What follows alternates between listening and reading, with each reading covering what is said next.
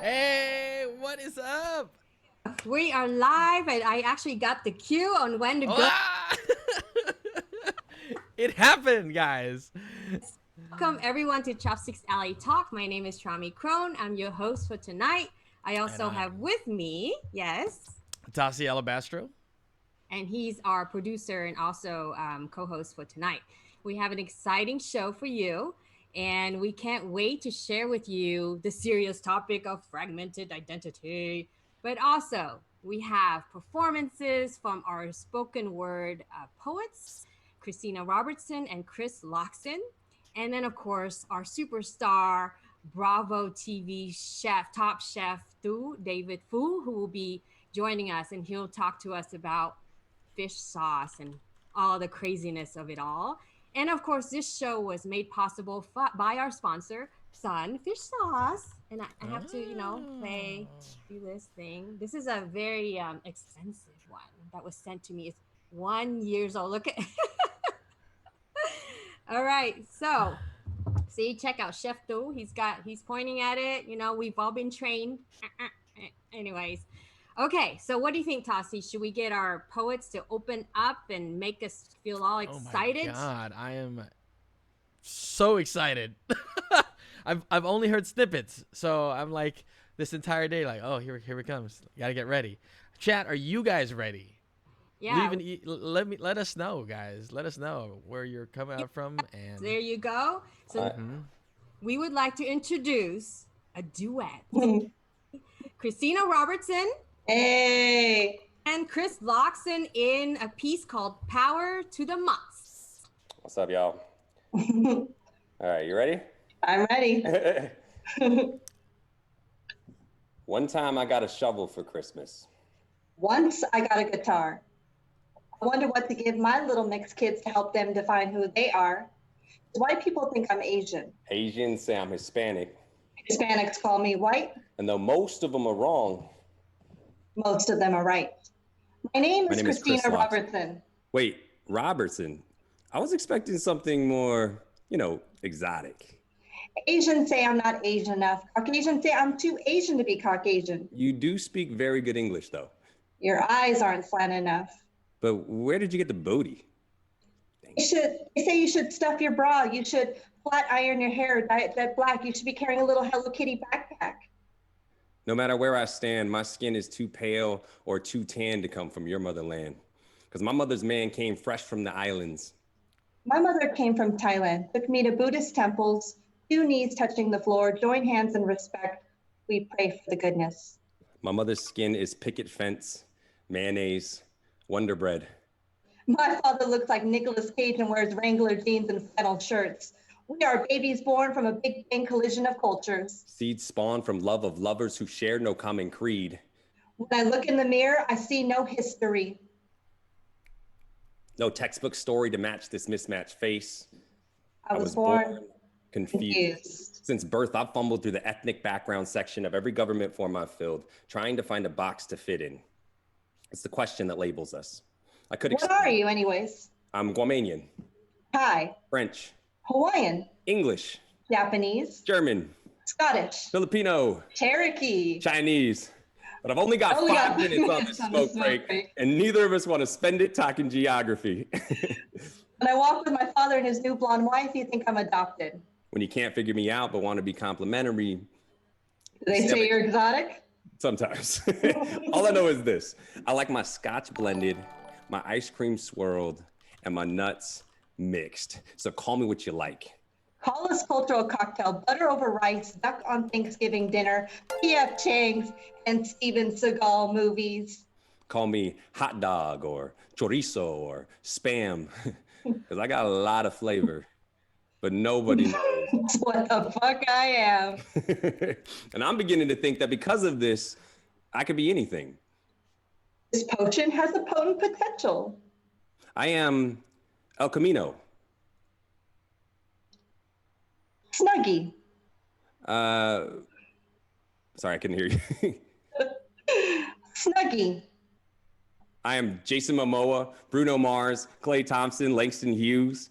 I am Halle Berry, Rosario Dawson, Chrissy Teigen, Rashida Jones. We are Alicia Keys. Bob Marley. Keanu Reeves. Tiger Woods. Barack Obama. Prince. Severus fucking Snape. So call us what you like. We are whatever you say we are. Call us your future. Yeah, we wrote this poem 10 years ago, and every day it becomes less and less relevant because every day there are babies being born with way too many different bloodlines to fit into one box. And we aren't the only ones making them. We are America. We are what was created inside that melting pot. We are not racist, we are raceless, and we like it that way because we are a precursor to a future race. A race with no definite characteristics you can measure and classify. No label will be long enough. No stereotype great enough. No box big enough to contain us. A Zoom World premiere. Damn. Yo, we got some snaps in chat going on, guys. I don't know if y'all can see it, but let me just read a couple of them to you. And Trami, you and I can go back and forth on this. This is real stuff. Growing up, my family is the only Asian family. I was never Vietnamese enough and never American enough. Nice. I feel you. Yeah. So that's. I have to ask that question. Where you from? Where you from? And you, Milpitas. You know. What are you anyway? Yep. No, I swear, in high school, when they did roll call, my Spanish teacher was like Kristina Robertson, and I said, here. And then he's like, oh, I was expecting a more exotic name. I was like, what? So crazy. Yeah. Robertson, she is a confessional poet who writes with authenticity and brazen honesty. And as you can see right there, she was a member of the 2009 and 2010 San Jose Poetry Slam team and co-hosted World Village Open Mic and Golden State Slam in Oakland from 2009 to 2013. She's been around, yeah. Right there. Poetry at numerous 2009 and 2010 San Jose Poetry Slam team. I hear myself. I know. I'm trying to look at the chat. Where's that barn burning thing, Tasi, that you need to post? That was me trying to follow the chat and all of a sudden cranking the audio back. So continue. Sorry. My bad. Bow. Introducing Chris. Chris, see, he just wants to be in the spotlight. So ran all over her biography. So Chris is a spoken word poet and MC out of San Jose. He is a mix of Romanian, Filipino, Chinese, French, English, and German. Anything else? My God. I added some of the small ones in there just for fun.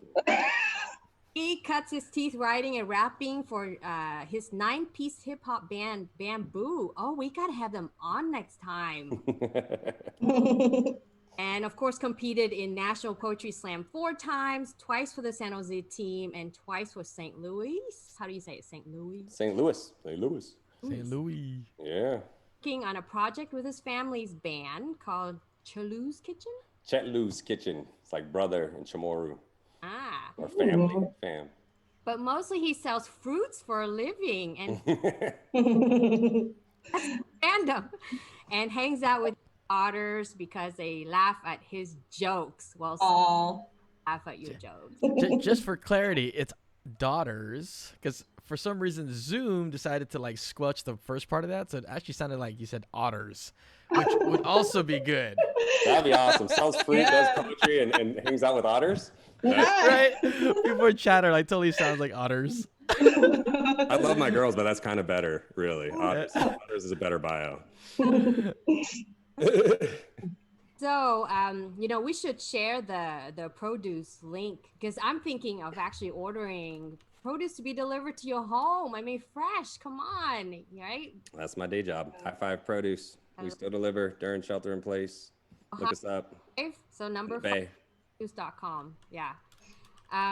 So now would like to introduce our favorite chopsticker. He's been with Chopsticks Alley for a long time, since we started, basically. So Chef Du, David Fu, who is very pensive today, and we're trying to cheer him up. Couldn't send him any alcohol. The fish, I don't know if our sunfish sauce, fine. I think you need to send Chef Du a few more cases. I'm just saying.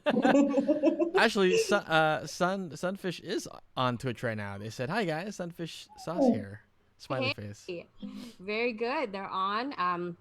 But I did warn them when we talk about fish sauce today that we cannot be biased. That we're gonna give the feedback like pure truth about fish sauce.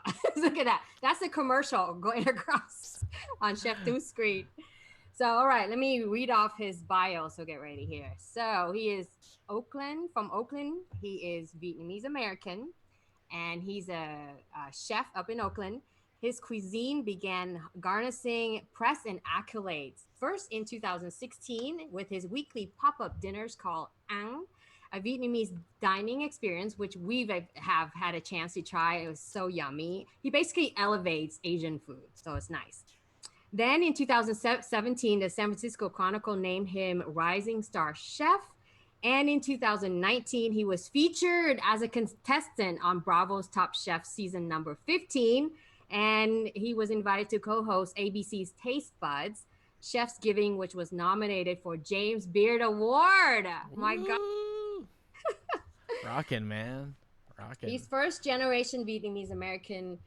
Food justice comes naturally to him, and he finds opportunities to use it as a medium or a vessel for meaningful work through cooking.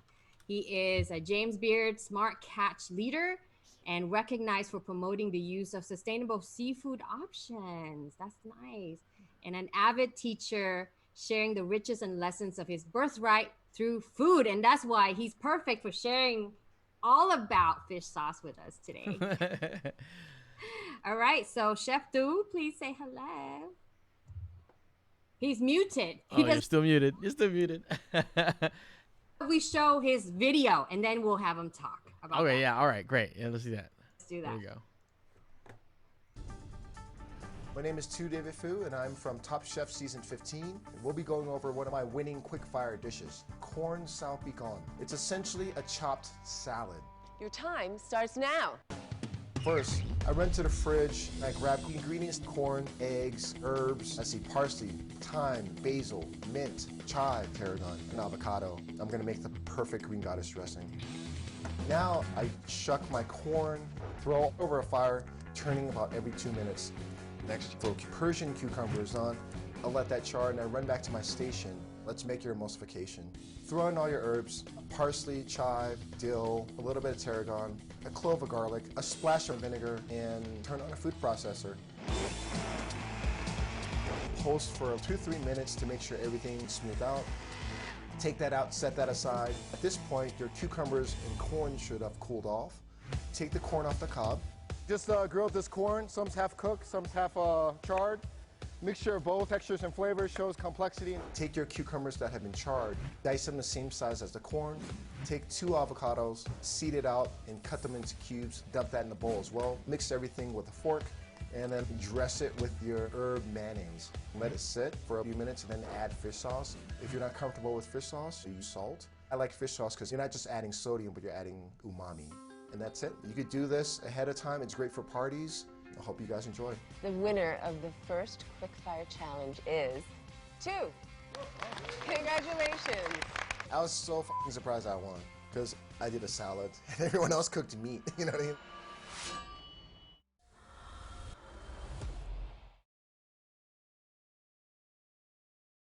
Did you cry, Chef Du? Did you cry? I'm going to unmute you. There you go. I'm controlling the ship now. Come on. To win in that challenge there. This was on Bravo's Top Chef when you won one of the challenges.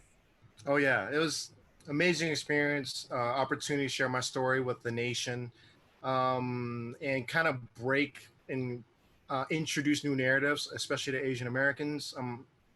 A Vietnamese American on TV, standing 6'2" with a bunch of tattoos. I'm pretty sure that shattered other people's worlds, and the fact that I'm coming from Oakland. So extremely blessed more than anything. For me, it wasn't about fully winning anything. It was more about representing myself well, my community well. So. And I think you did a good job. You were like the nice, gentle chef. You were the one who helped other people when they needed, which was like, I didn't expect that. I mean, I knew you as a person, obviously. Yeah. As an audience member who watches this big, tall guy with tattoos and all this, they didn't expect that. So that was really, you represented Oakland and our community really well. Absolutely. Thank you. I had a Rocky Balboa, Apollo Creed mindset. You know, like if I'm going to challenge you, I want you to be at your best. You know, I don't want to win in default. That's lame. Yeah. So tell us about your career, like, and your identity before, after, during. Tell us everything. So yeah, thank you for that question, Trami.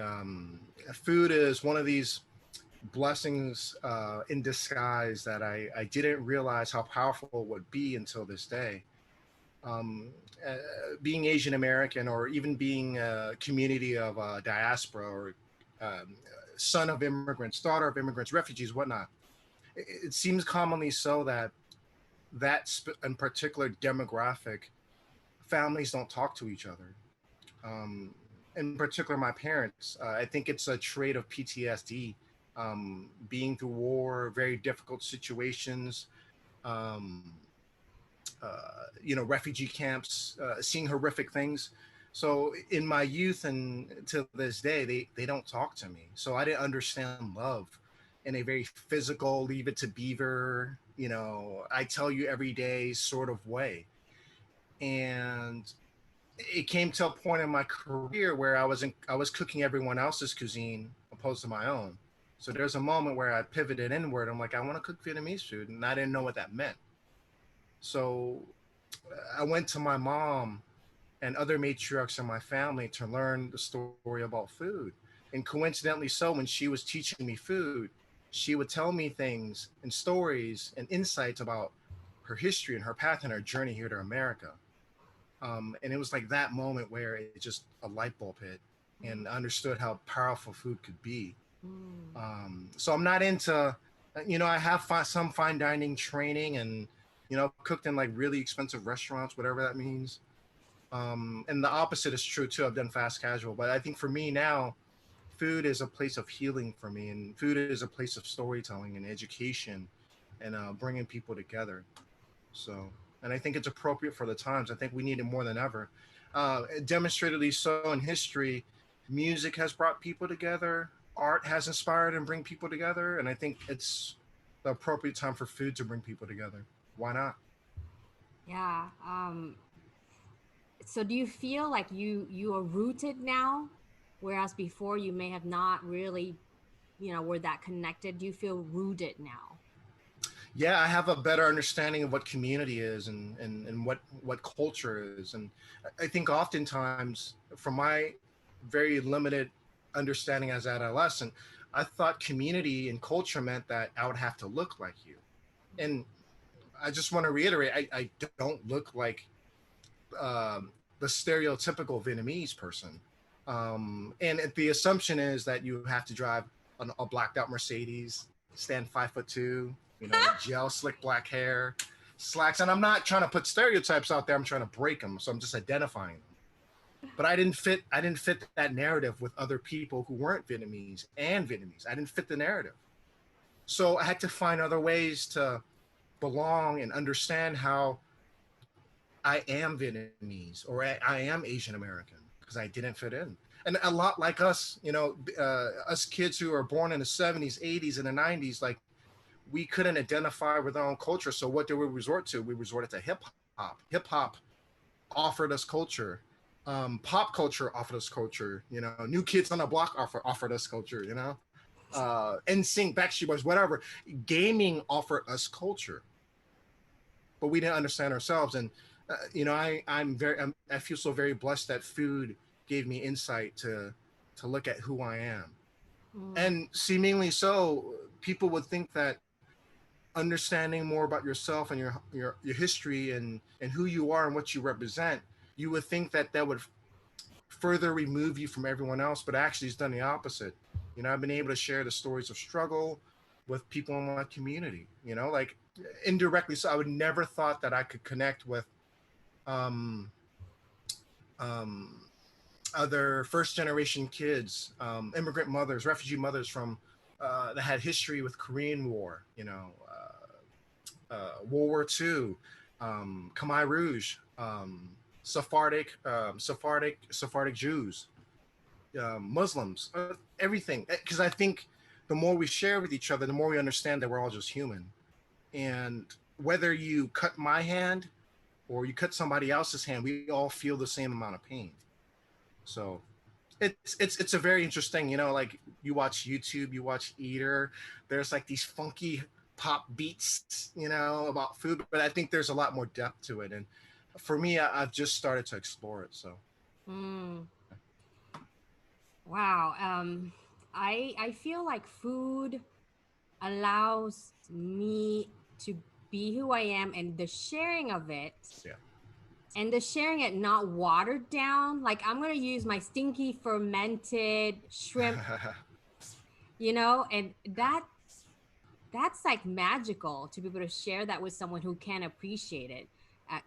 Also share. Absolutely. Or like, ew, and that's offensive. It's, but for some reason, the person doing it didn't feel they were being offensive. It was acceptable to be offensive to colored people.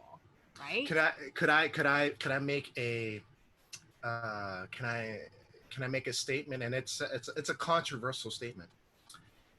In my limited experience, I haven't interacted with the 8 billion or 10 billion people in the world. However, in my experience, I find that it's second, third, fourth generation Asian American, second, third, fourth, and so on. Asian American kids that those are the ones that don't want to eat Asian food. They don't want the fish sauce. They don't want the stinky tofu. And I think more so than my Irish colleague from Boston. and it doesn't fit the narrative, but I find that for myself, in my community, in my experiences, to be true. And I think for one is that there's this thing that we don't talk about, is that there's a self-shame in a lot of immigrant communities to assimilate. because they want to assimilate, you know? That's right. Because they think it's okay to do that because they've seen it done. Yeah. They've experienced it. So now they're doing it. It's like a way of deflecting. There's a shame, like you were saying. Yeah. Shame with it. And that's why. And no one talks about it. And we are talking about it. Yeah. That's right. Our parents didn't talk about it, so we should talk about it. Yeah. You know, I think it's very, very important. Yeah. And I think it's not just an identity thing, you know. It's a, for me, when you talk about community culture or food or anything connected to that sort of tree and roots, you're telling people who you are, where you are, and where you come from, like time and place. I'm giving you my history book, you know, so you can understand and so we could connect with each other. And why is it important for me to give you my history book? Because the playing field has never been level, you know, so you can understand what I've been through, how I can interact with you. It's a precursor to interacting with people. So that's why I think it's important. And because human compassion lies in all of us instinctively, right? We take that information and we make an effort to kind of move forward as a species, let alone a community, right? Mm-hmm. So I think that's my understanding of 2020, and hopefully it stays true for the next 10 years. But if not, you know, there's always opportunity to learn. Yeah. Where do you see yourself now with the whole, you know, COVID, and in terms of the ambassador, if you will, as Sun Fish Sauce was saying, that you're growing into a Vietnamese cuisine and culture ambassador. Where do you see yourself? Like, what would you be doing to continue to spread out, you know, spread this message? Well, thank you for that question. And let me just address the fact that, you know, with COVID-19, speaking very publicly, it's dismantled my industry. That's everyone in hospitality, everyone in food, everyone in retail. And there's a lot of people suffering right now. So I think myself, opposed to being, I don't want to be a victim of anything. I choose to pivot myself out from being a victim because I have certain privileges. I have a certain voice and certain opportunities and platforms. I want to redial that back and think as a leader and help solve problems that we're all going through. But I can't do that myself. I'm going to partner up with other leaders in the industry and trying to figure that out. You know, and as of this moment, I don't have the answer. However, I can guarantee that everything pre-2020, it's not going to be the same. Yeah. So. And it's okay to not have the answer right now, and to take the time. To seek it. And also, you have a wonderful partner. We need to congratulate you on your engagement. Thank you so much. We got engaged in February, and we took a celebratory trip for most of February in Europe. On her name. And then Jean. Shout out to Jean. I love you, babe. My fiance, my soon-to-be wife. Love you, life partner forever. Even when they turn into ash and carbons, that still be the one, you know. So I love you, Jean. By the way, she makes kimchi, plant-based kimchi. So check her out on her Instagram handle, Kimchi Genius, or www.kimchigenius.com. I love it. Does she ship? Like, if I want to order some? I think you would just DM or email her, and I think she would, depending on the size of the shipment, I'm pretty sure she'll consider it. So. Okay, sounds good. Congratulations there. And you did get to go to Paris, right, for your engagement? Yeah, we went to Versailles, we went to Paris, and then we went to Barcelona and Spain. And then when we came back, COVID-19 hit. It was crazy. Lucky. So on that note, why don't we a little bit? Right. Yeah. With Kristina Robertson, who will come back and perform a piece called Untitled. So that means we have no idea what the piece is about. Okay. Ina, if you're ready, we're going to have let you know when to go. Okay. This is a poem I wrote for National Poetry Month for Shelter in Place, just kind of based off of all the news and the media.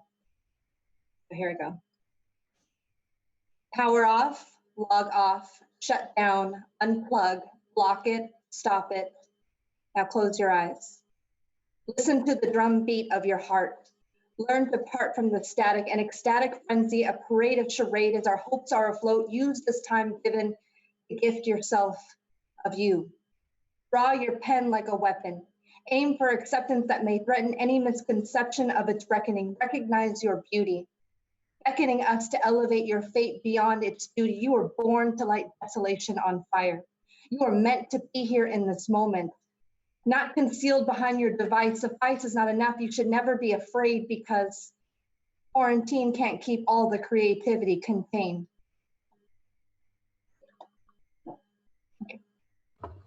Thank you. That was so good and so perfect in this moment.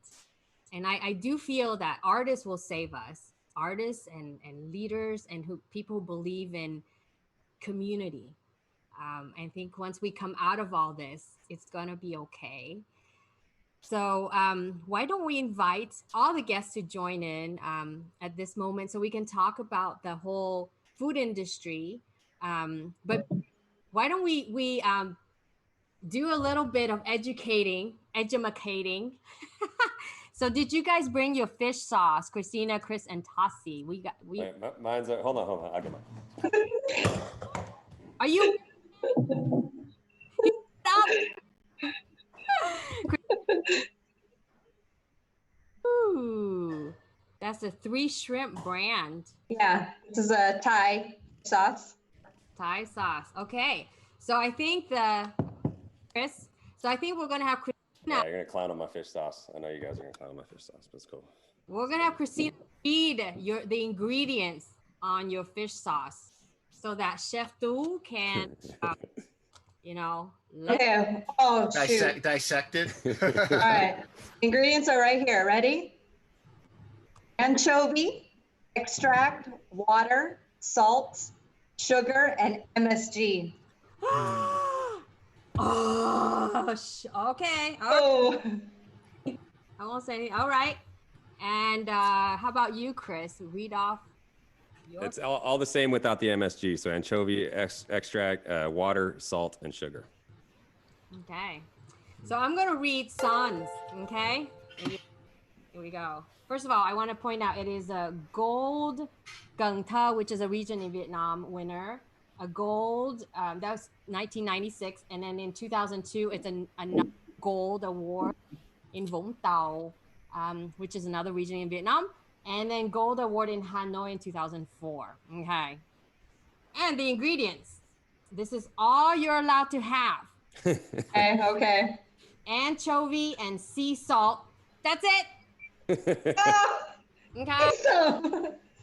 Wow, so pure. Can you explain like why and why it matters or whatever? What the heck? Absolutely. So you only want anchovy and salt. It just keeps it pure. It's the same thing with olive oil. What do you expect to be in olive oil? Olive oil. Olives, right? And anytime there's a term, anything that's related to an extract, what that means, it's a byproduct of something. They turn into a paste, and then it's used as an additive. So let's use an example of would you ever use lemon extract opposed to fresh lemons? No. Right? Mint extract opposed to and I don't want to. I'm not fish sauce shaming anybody. I just want you guys to have the facts and the information, and you can use it. But at the same time, it's very similar to olive oil. When you cook with olive oil, you don't need to buy an extremely expensive extra virgin olive oil. You just buy like a regular olive oil because you're going to cook with it. And you would use a really expensive olive oil to use it as a finisher at the end of the dish. And it's the same thing with fish sauce.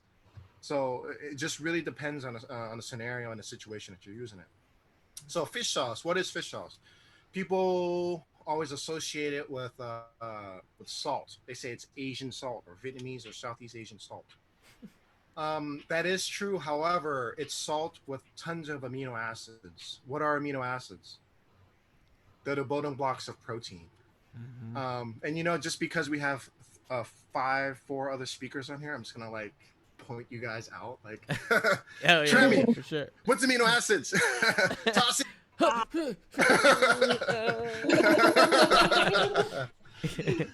But I apologize. Like I could super geek out on this stuff.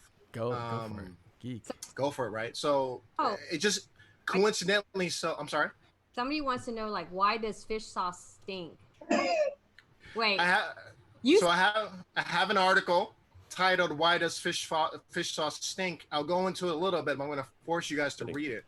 It's on my website at chef2.com.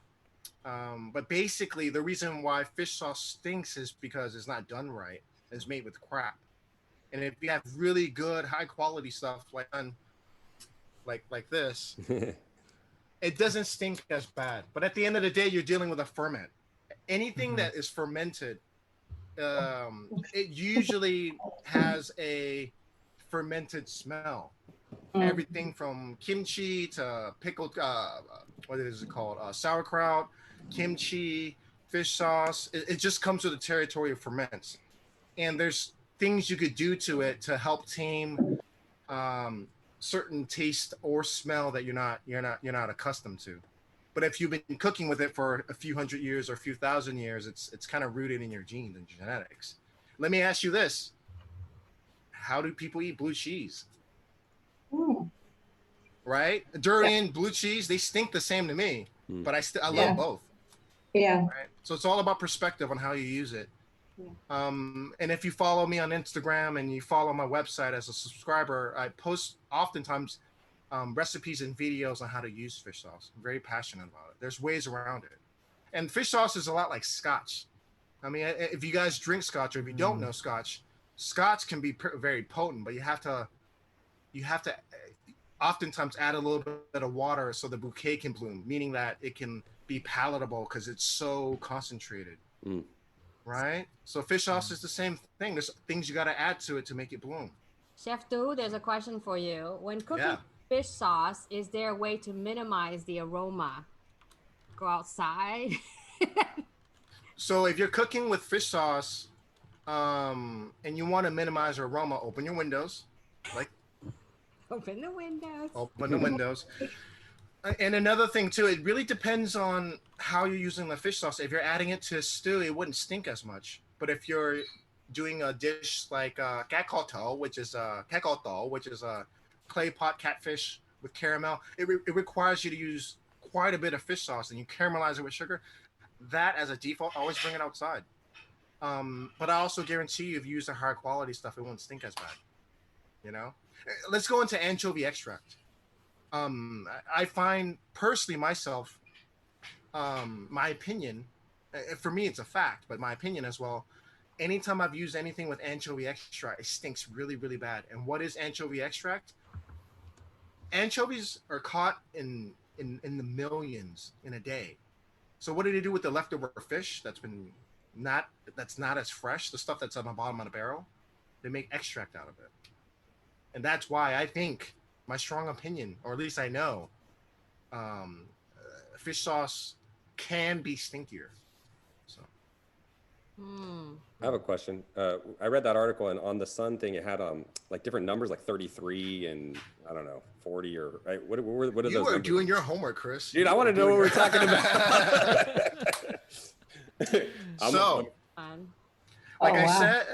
Like I mentioned before, fish sauce has tons of amino acids. Amino acids are the building blocks of protein. Coincidentally, and almost everything in nature everything living in nature has amino acids. Plants, fish, mushroom, beef, meat, whatever. Coincidentally, black anchovies from the South China Sea, they naturally have a lot of amino acids. And by fermenting that and putting in salt, those amino acids are released. And there's this cool thing that they do in Vietnam where they measure the presence of amino acids by a number. That number will be a range from anywhere from like 17 to 50 or 60 degrees N. The N stands for nitrogen. Why is there a measurement of nitrogen in fish sauce? When there are amino acids in a liquid like fish sauce, it naturally emits nitrogen, and they measure the nitrogen that is emitted. So the higher the number, the more umami, the more savory, the more amino acids that there are in that fish sauce. Isn't that super cool? Yeah. Yeah. Heck. Science. And And a high quality fish sauce would range anywhere from a number, I would say, anywhere from 30 and up. Red Boat, Sunfish sauce, they always are 30 and up. Anything. What's my number, man? What's the set? Usually the cheaper brands, and not calling you guys out, but usually the cheaper brands, they don't put the number on there because the number is so low, and also oftentimes because the measurement of amino acids are very low, they add additives like MSG. So, hey, am I the only one with MSG? And let me make this point too. MSG isn't. I don't think it's bad. I think it's propaganda where. Oh yeah. It's a fact that it's propaganda where American culture, uncredited American culture, or uncredited specialists like ancient aliens specialists, theorists. They put bad publicity out there because of anti-Asian sort of feelings. Right. But amino acids is just like salt. It's the same thing. It's a reduction of a certain type of ingredient, and it's just in other ways like an extract. So it's not bad. And you know the health effects, no matter whatever food blogger claims on the effects of it, there's no scientific evidence that it's bad for you. Yeah, and in a lot of American foods, they have MSG all over it. So oh yeah. That's why it's such a racist thing to say that, oh, you know, Chinese restaurants have MSG and all that. But if you eat American chips, Doritos or that has MSG. Cheese has tons of MSG in there, tons. Like really? I don't, Dorito cheese, like it's the same thing. So if you go to a pho restaurant, you accuse them, or if you knowingly so that they use MSG, I'm sure you should have the same effects with like Doritos, and everything else that has MSG in it. Mushrooms have MSG. And that's probably why there's like a vegetarian version of MSG, but they call it something else. It's based on mushroom, and I actually use that. It's really good. Yeah. Or use fish sauce. It's tons of amino acids. Yeah. I mean, I pretty much put fish sauce whenever I'm like making spaghetti sauce. Oh, totally. Like red sauce, and just like let it sit for like 3 hours or something. Oh, it's so good. Because you understand. Tasi understands, man. It's so good. That depth is unmistakable. Yeah, in Italy, they add anchovies to their pasta. That makes sense. It's the same thing. It's the same thing. Yep. And so for those beginners out there, if you guys aren't sure how to use fish sauce, I would pull the Tasi move, right, and tag him, and pull the Tasi move and use fish sauce in places on very traditional American familiar dishes like meatballs, spaghetti and meatballs. Anything with tomatoes in it. Add it to your chicken soup. I think it's great for chicken soup. And if you have any other questions, like anytime, I love answering fish sauce questions. Just DM me on Instagram or send me an email through my website, either or. I know this is gonna sound gross, but I melted some unsalted butter and put a little fish sauce in there, and then I like put that on the bread, and then I just like put it on a press. Why is that bad? Why is that bad? So it was amazing. It was so like just a little. I'm about to shatter some worlds right now, but everyone here, a lot of people like garlic noodles, right? Yeah. You know what garlic noodles is made of? It's made with fish sauce, and it's made with butter, and it's made with garlic. Over. Hungry. Can't hate on that. No. So anyway. Wow, I think our audience really enjoyed fish sauce talk there. It's gonna be a podcast. My favorite chicken wings of all time are down from a local like sushi joint, bar and grill type place, and they have fish sauce on the wings. And I'm like, I could eat them for days. Plus, I mean, I don't know if this is a stereotype, but I definitely think it's true. Asians fried chicken like no other. Like it's just amazing. If I'm getting chicken wings from an Asian joint, I'm already in a good mood. You know what I mean? Instant good mood. Yeah. And you add that fish sauce on, then you're right. That particular, like, I don't smell. It doesn't stink at all to me. I guess they caramel. It's really sweet, actually. Yeah. But yeah. Fish sauce is everything, and when it's really good in Vietnam, we actually I don't know, you guys aren't old enough, but in Vietnam, to buy fish sauce, you carry a bowl to like the store down the street, like a 7-Eleven type store, but much smaller. You're like, can I have some fish sauce? And they'll just scoop it in, and we just go home, Wow. we eat that with rice. That's it. Yeah. So good. So you want to hear a funny story about my grandma, who's in Paris right now, who is, you know, shelter place, right? Mhm. So I called her. I'm like, hey, grandma, are you taking care of yourself? You've got things going on. You're good. She's like, oh, yes. I stocked up on rice and fish sauce, right? 2 20-pound bags, the kilo, 220-kilo bags of rice and a case of fish sauce. Amazing. Yes. Yes. Grandma, you're on dialysis. You can't even eat salt. Amazing, Priorities, though. hilarious. She got the priorities right. Yes. Protein. There's aminos. Protein. And here's a fun fact about fish sauce in relation to your grandmother. Like most Asian diets and Southeast Asian diets are very lean on protein. They don't have a lot of amino acids, especially the poorer villages. And fish sauce was a way where they could get the amino acids that they needed. If you hear most grandmother, matriarch, grandfather stories about poor times of like, being in rationing, being in war, like Trami said, those were the two staples, was rice and fish sauce. Mm-hmm. And so when I told her, I'm like, you don't need all that fish sauce. I mean, she's like 90, okay? And she's like, yeah, I know. And then she's like, but in America, I hear you guys stock up on toilet paper. Can't eat toilet paper. Can't eat toilet. That's so crazy. I know, right? Toilet paper. Out of all the things, right? Toilet paper. Yeah.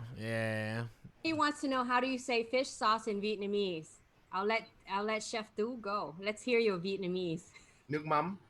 Nuc mam. You know what? Let if you guys are watching, let's mouth it with me. Everyone on screen too, mouth it with me. Say nuc.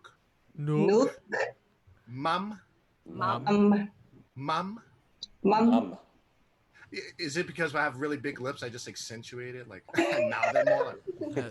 It's good. It's good though. It's good for instructions. Look, Mom. Good for nuc mam. Nuc. I'm sure I'm viewers... gonna be a GIF on somebody's Facebook or something like that. Too late, bro. I already got you.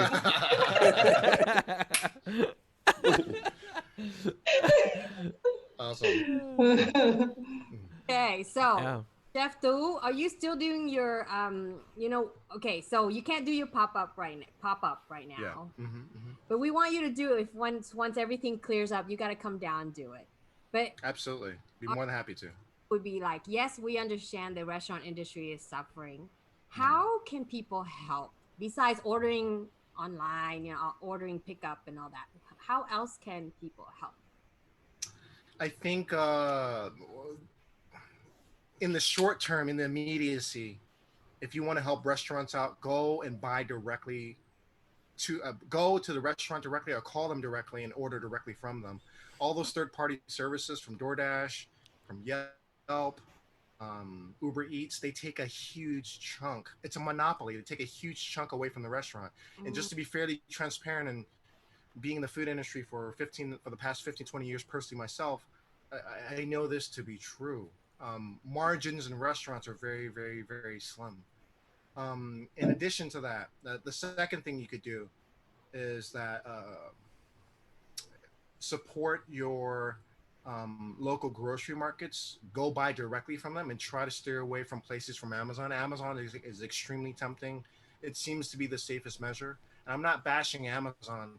At the end of the day, if you want to support your local businesses, you have to show up, order directly, and exclude the third-party services. That's the short-term thing for you. For the long term, I think there's a fear people will still have post-COVID-19 about going out to their community spaces and returning to their normal lives. I would say to trust scientific facts and the new measures that these scientists will show us how to conduct ourselves out in public.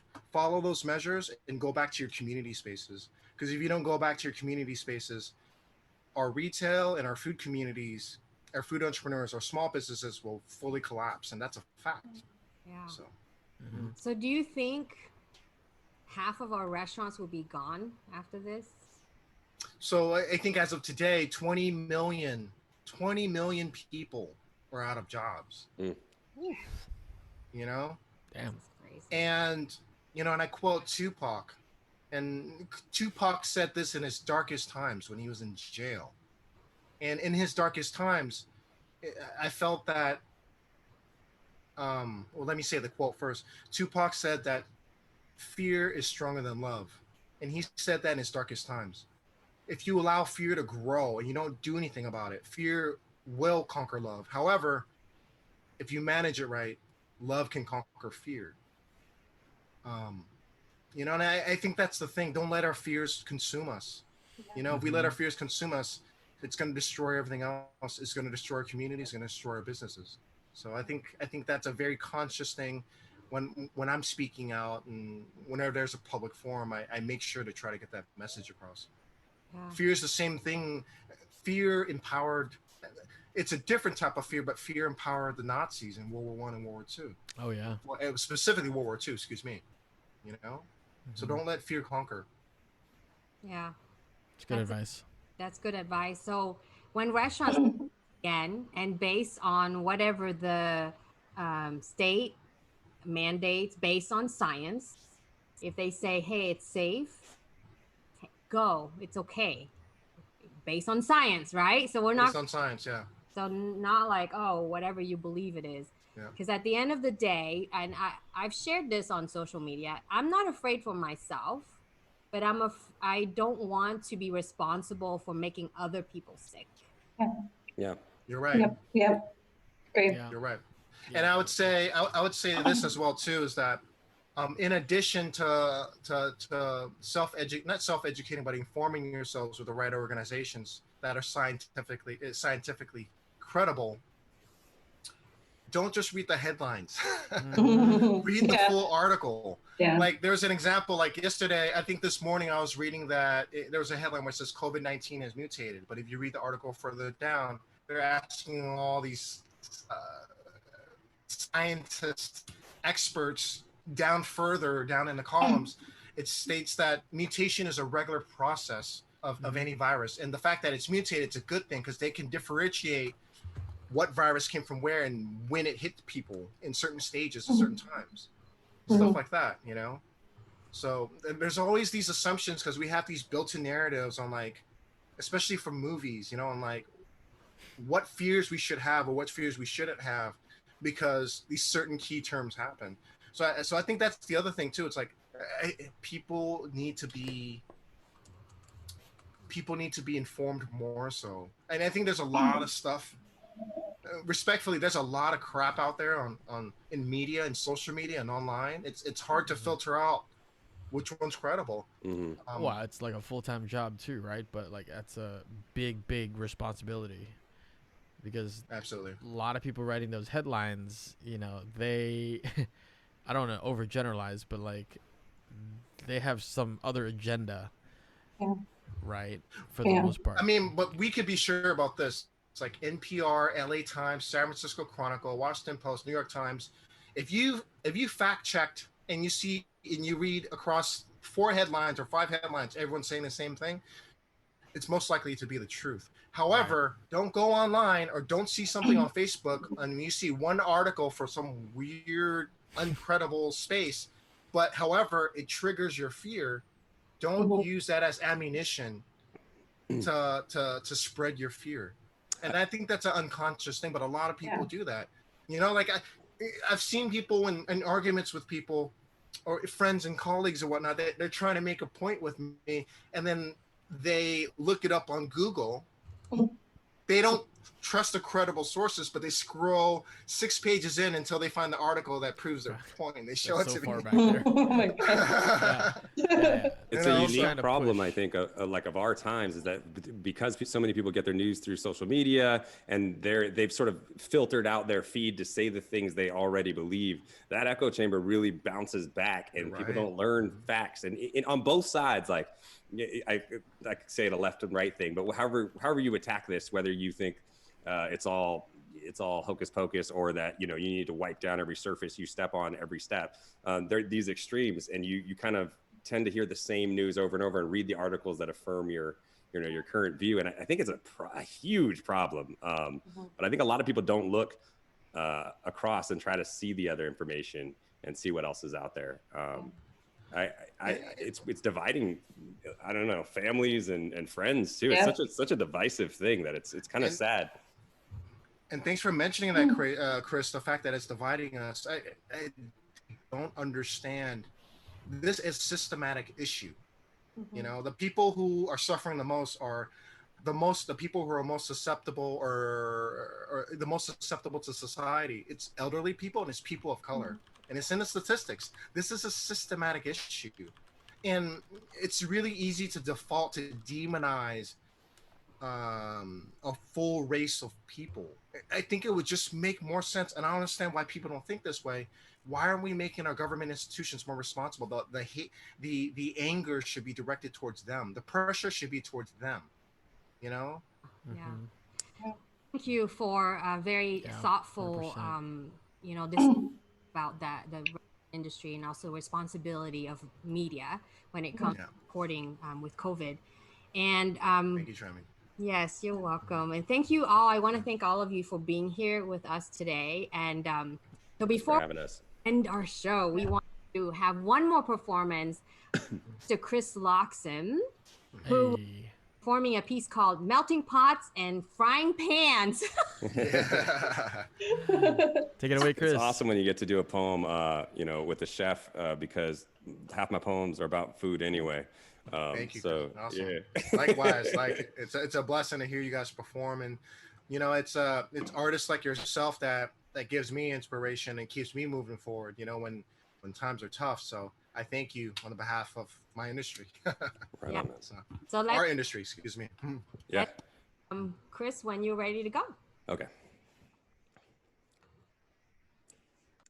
Little Lumpia sits silently in the center of a disposable aluminum pan waiting to be picked, plucked by a little boy's hand, or girls, or aunties, uncles, cousins, grandmas, grandpas. Actually, grandma wouldn't take into the table was blessed, but the rest of us, what can I say? My Lumpia sneak game is strong. I can do the handshake of the kids of Guam with my right while performing Grand Theft Lumpia with my left, behind the back like Steph, so I'm shooting for 3. Grandma's is the best, and my wife will disagree, and we'd both be right. Lumpia is more feeling than food, and our memories were cooked up in different frying pans. Mine were made in an old chicken ranch in San Martin, California. We call it the ranch. At the ranch, we cook mainland memories on island time. We cook babies and bellies like cupcake wars, and every year there are new competitors with different colored frostings. We eat our hearts out on paper plates and drink living room libations. We share like Eucharist wines, passing mics from uncles to boys to uncle boys, from aunties with voices angelic to little nieces with voices they inherited from their aunties at the ranch. Every Christmas is a mistletoe's manifesto. And every Easter, a hard-boiled Holocaust. Every kid is a cousin. Every cousin is a character. Every character is a cog in a machine that makes memories. Every memory is a moment. Every moment is a story. Every story is a legend. Every legend makes this legacy. And this legacy is an echo bouncing back the bump of my grandma's thumping heart. These hollowed walls, the chamber that holds her memory. This old chicken ranch.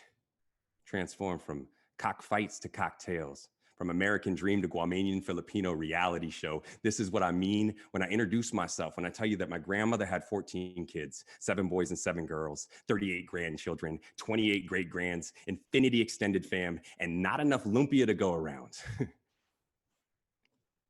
What can I say? My lumpia sneak game is strong. Oh my gosh, that was amazing. Thank you so much for that. Wonderfully. Awesome. Yeah. So great. Oh my god. Awesome. And our Killed it. yeah. I think we all want lumpia right now, like with a little bit of fish sauce on it, just- Ooh. or like vinegar with like some chili. Woo! Okay. Damn. Where can we get lumpia right now? Name a restaurant locally that we can all go and pick up some food right now.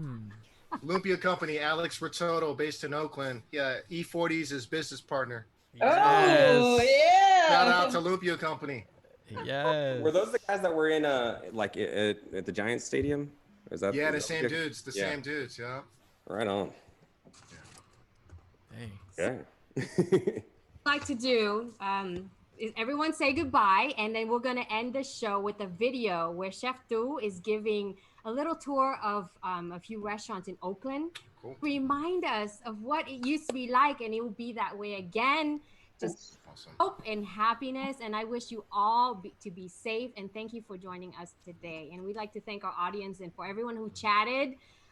We're seeing every single word that you type in support of us. We really appreciate it. So thank you all. Thank you, Trami. Thank you. Thank you. Thank you so much. Thank you, everyone. Peace. Historically, this was an industrial place with warehouses and steel manufactories. The dining district's been growing a lot, and seeing how the community has evolved, it really feels good. Pull. Holy shit. I got your back, bro. My name is Tu David Phu, and I'm a Vietnamese American chef, and I do pop-ups. Oakland's my hood, and these are my spots. Pho Hung Way, tiny little hidden spot in East Oakland that does amazing chicken pho. If I don't get this at least once a week, I'm gonna get cranky. This is my fixing, you know?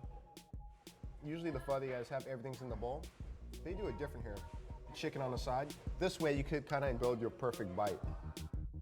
This is the way my dad taught me. So I go ginger scallion sauce on the spoon, and then chicken, noodles, make a big ass bite.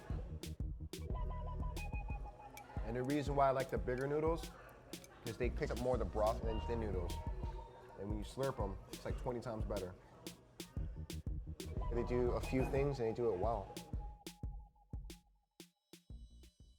Drip Line is a great breakfast and lunch spot tucked away in West Oakland.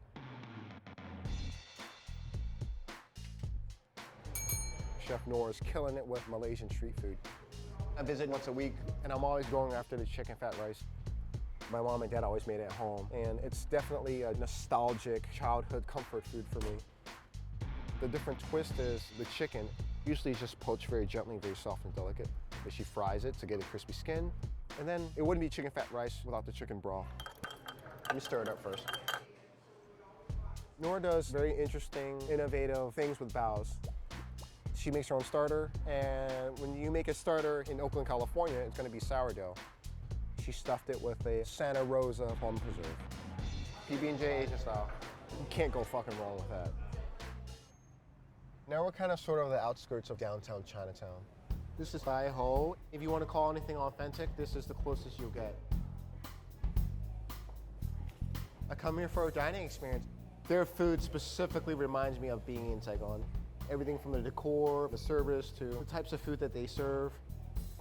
If you're gonna get anything here, you have to order the banh cuong. It's a rice batter that they pour over a cloth that's steamed. And as that rice batter congeals, they put a filling inside of it. Anything from bean sprouts to ground pork to mushrooms. And they roll it up like a crepe. And it's the best I've ever had here in the States. For most provinces in Vietnam, there's a specific style of eating. It's always suggested that you do wraps out of whatever you're doing. So in this case, bánh cọc. Bánh cọc is a rice cake, and they pour it into these little cast iron molds, and it forms a crispy crust around the outside. It's just a delicious, creamy and crunchy bite. There's nothing like it in the world. People are starting to really understand and appreciate what we have here. Oakland welcomes everyone. So you just look around, like it's all walks of life. I think that's so beautiful, you know?